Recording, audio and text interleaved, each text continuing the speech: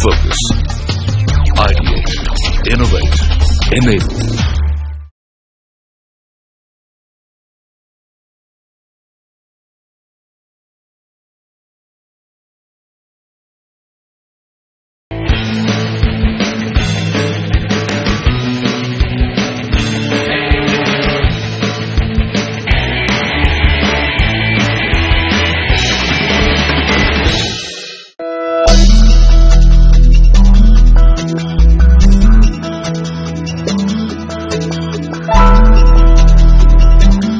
Digital India Mission seeks to transform India, and one pillar of this transformation is citizen empowerment through digital financial inclusion.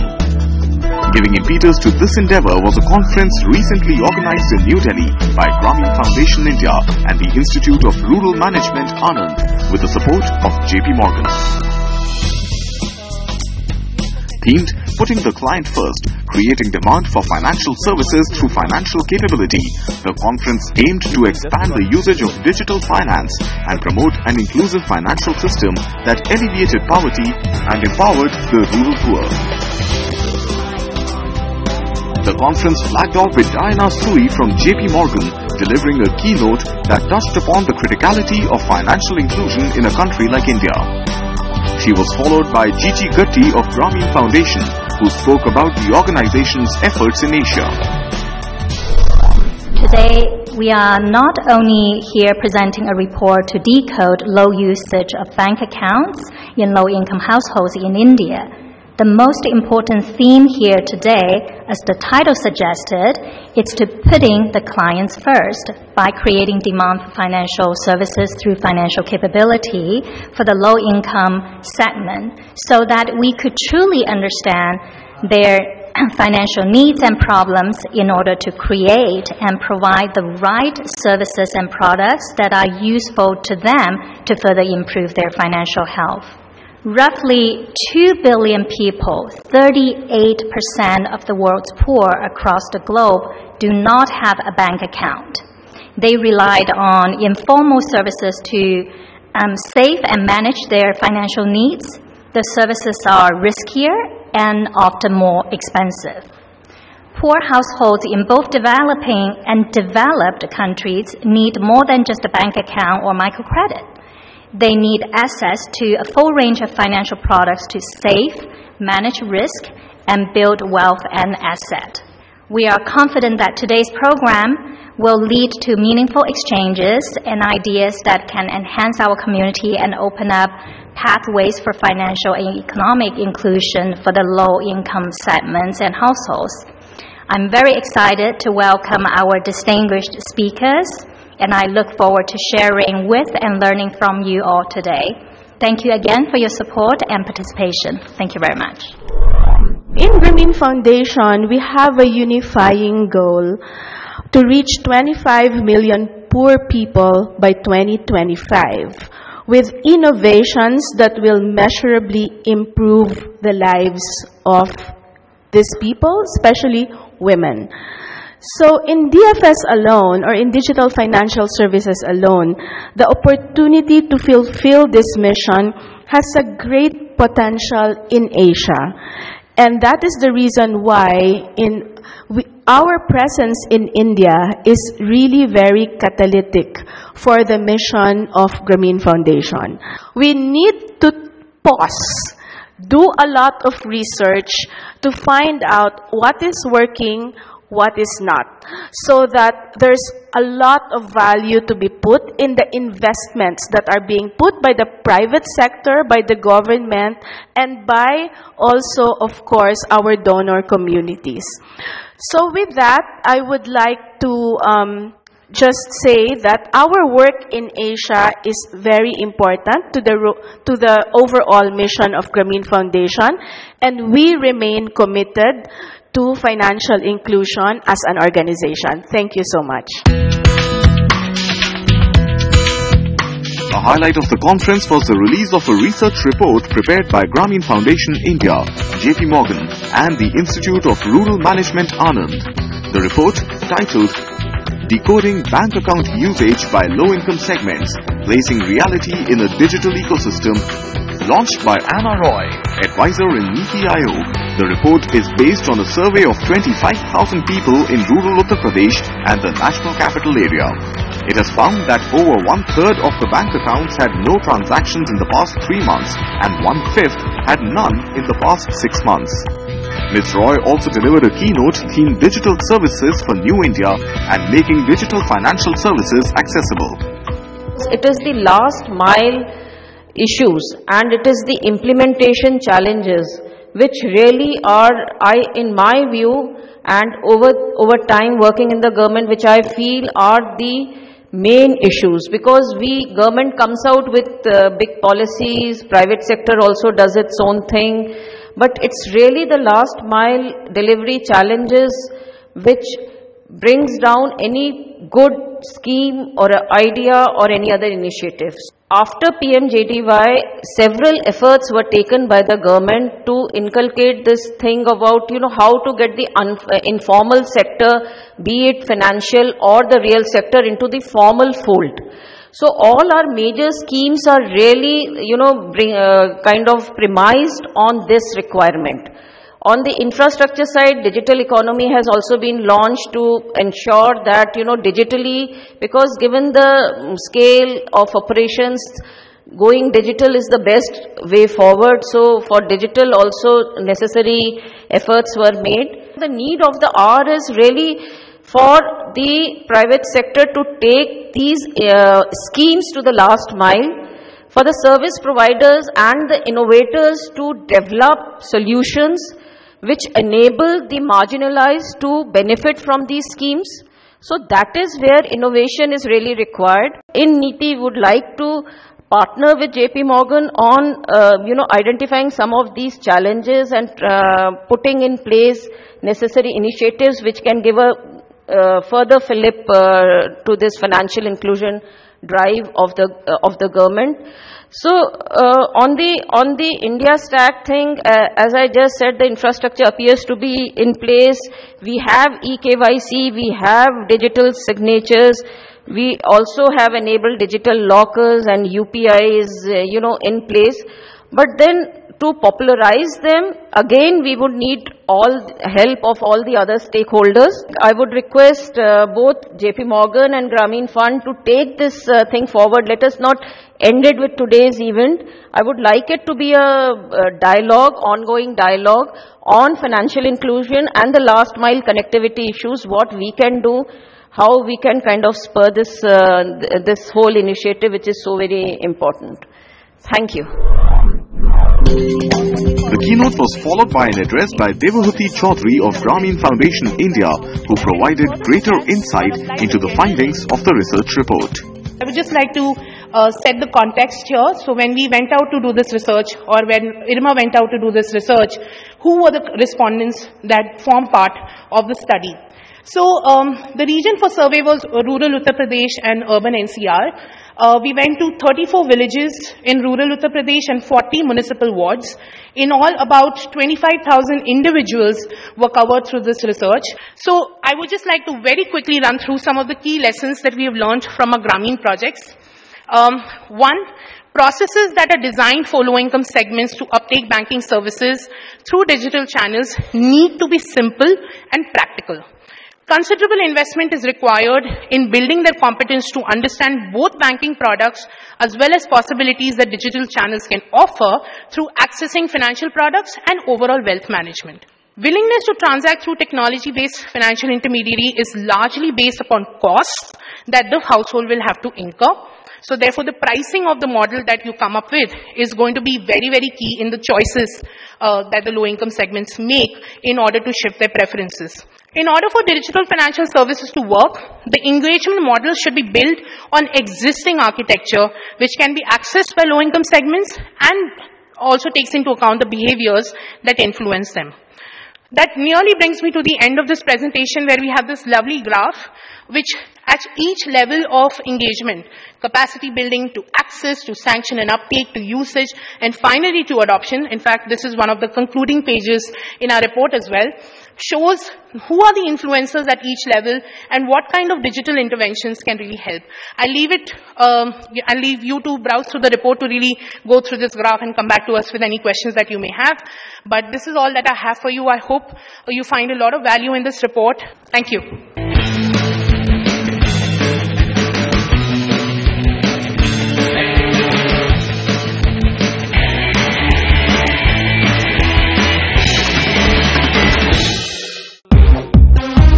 Themed The Digital Dynamics of Low-Income Consumers in India. One of the high points of the conference was an invigorative discussion moderated by Manisha Chadha, Head CSR and Philanthropic Initiatives at JP Morgan India.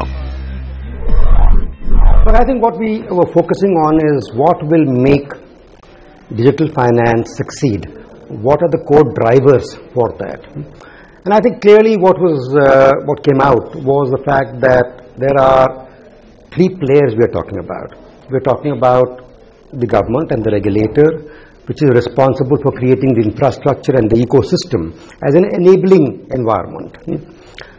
Then you have the financial services providers, whose job is to actually use technology and with technology connect with their clients. The third, of course, is the client himself and or herself. And for the client, does technology make sense? Does digital finance work, not work? What will make it work? And what is it that everybody needs to do ultimately to make it happen for the client?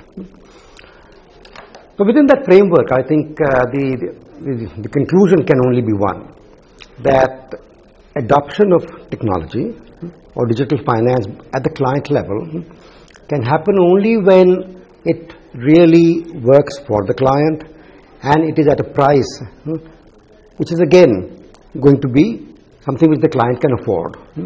And be it whether you are starting with a basic phone or a feature phone or a smartphone or whatever solution you are talking about, ultimately the client should be able to afford it and it should be convenient for the client. What we need to do in terms of transforming the customers from the old traditional microfinance model where there is lots of cash involved to moving an era where there is a no cash era, and the customers feel very comfortable, and we need to build a whole the system where it needs to be more secure transactions around the and this really help us in terms of reducing the frauds within the organizations. This really help us in terms of better services to the customers. The kind of customer segment we are dealing, we have to see a new or you can say there is a more technology innovations which really help us in terms of the customers to do more comfortable kind of transactions. I think it's a good time to start a discussion around financial health of people. Financial inclusion somehow gives an impression that when you have a bank account or if you're able to get a loan, you are financially included. But that doesn't mean just because you have a loan, access to a loan, or you have a bank account doesn't mean you're financially healthy. I think a discussion this is a good time to start the discussion. Are we thinking towards in future, and making sure that our financial inclusion efforts are guided in the right direction towards building financial health of low-income people? Are they able to save for their short-term, long-term needs? Are they able to manage liquidity? Are they able to capitalize on their opportunities? Such as business, are they able to fund for their kids' education? What does it mean in their lives? Are they able to save for long term? When they'll be old, will they have pension? Are they protected? Do they have the right insurance and protection plans for their assets, for themselves, and for their kids? So I think those are the questions we should be asking. The main key takeaways for me would be the repeated message of customer centricity in designing digital financial services and products is fundamental. That's the foundation for sure.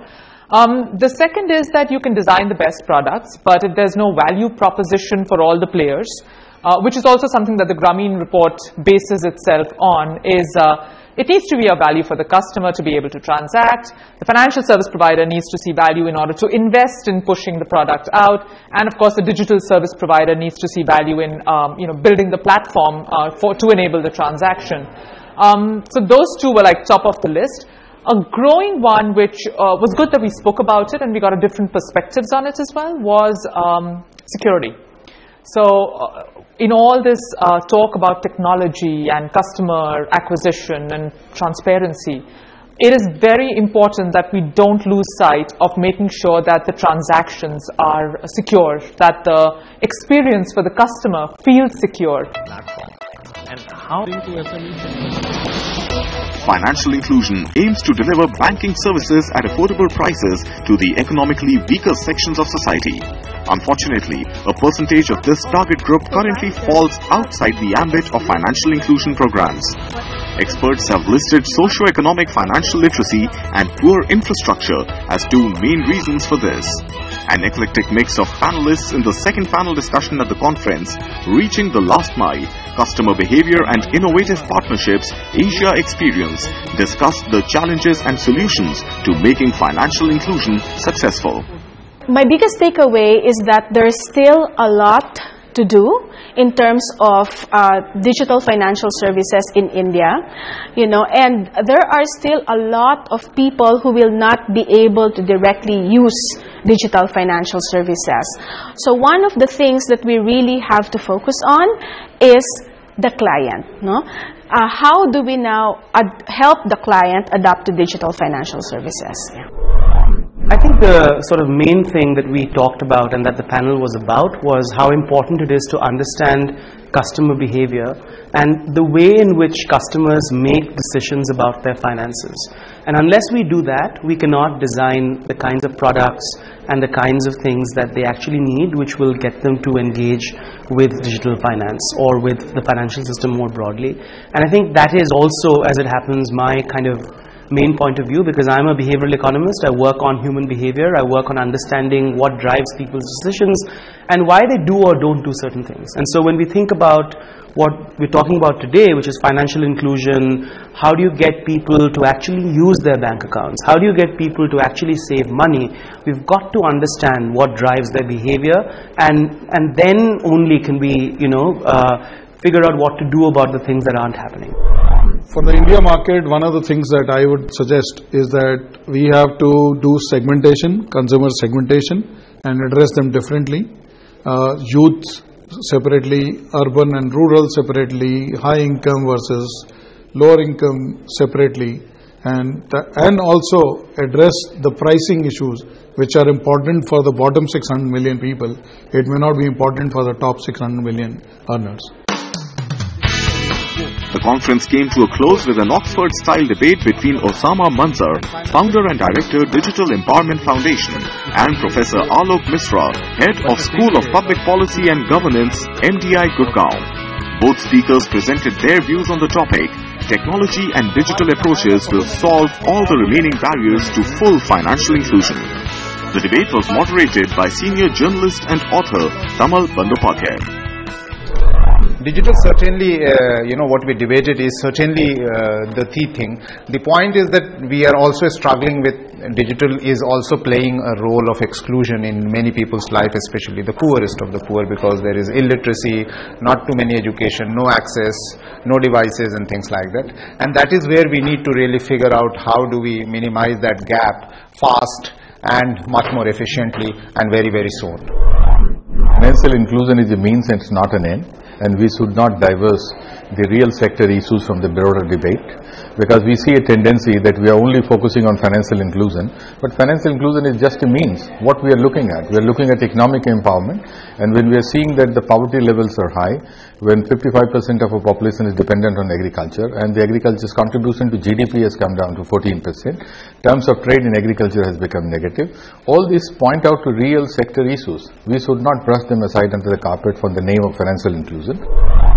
Technology is the way forward for financial inclusion. So there are strong believers in that path, and there are others who feel that no, yes, technology can be an enabler, but at this point of time, financial inclusion can be an offshoot of economic inclusion, and India is a situation where India is a case where we do not have economic inclusion as yet. So you cannot jump the gun and financial inclusion go for it. So that's essentially the two takeaways from both the sides. The CEO of Grameen Foundation India, Prabhat Lab, concluded the event with a vote of thanks.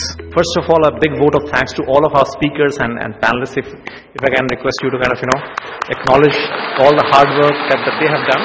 This program, as you see, there are three partners, IRMA, JP Morgan and ourselves, and it's really been a kind of partnership.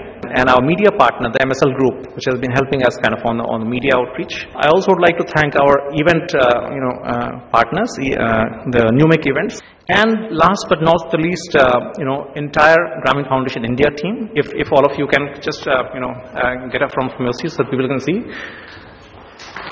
Thank you for all of your effort and hard work. It has been truly a teamwork. Thank you.